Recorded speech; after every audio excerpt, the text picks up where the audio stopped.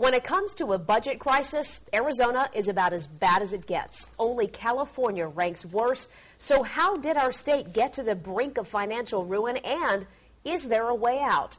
KGUN 9 on Your Side's Dan Spindle joins us live now on the east side to try to explain. Dan?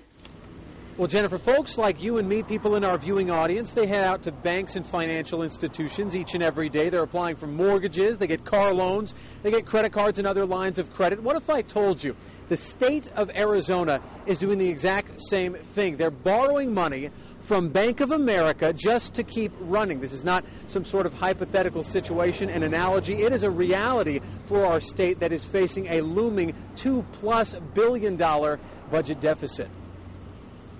It wasn't long ago that Arizona was riding an economic boom with upwards of $2 billion in the bank. But now, 2 years into the nationwide recession, we're doing better than California, but that's not saying much. We need to do better than all of our neighbors surrounding Arizona. But we're not doing better than our neighbors or any other state except California, according to the Pew Research Center report released today.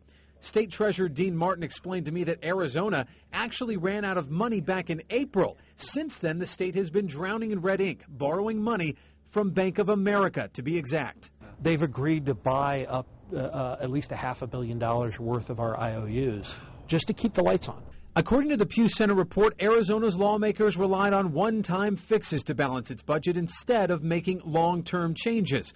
Changes, Dean Martin told me, should include encouraging more small business in our state by lowering commercial property taxes, lowering fees on businesses, and organizing an advertising campaign of sorts to attract new business to Arizona. Taxing the people that are still here isn't going to get you more.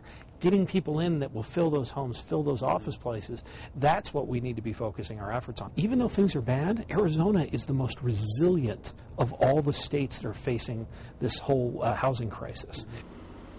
Those other states he was referring to, Nevada, Florida, California, obviously Arizona, not as bad in some areas as those states. But as he said, telling Arizona's story to the country and to the world to hopefully encourage folks to relocate here to our state is a primary focus, or needs to be, according to the state treasurer. Reporting from the east side, Dan Spindle, KGUN 9 on Your Side. So, Dan, are we going to see a special session to address the budget shortfall?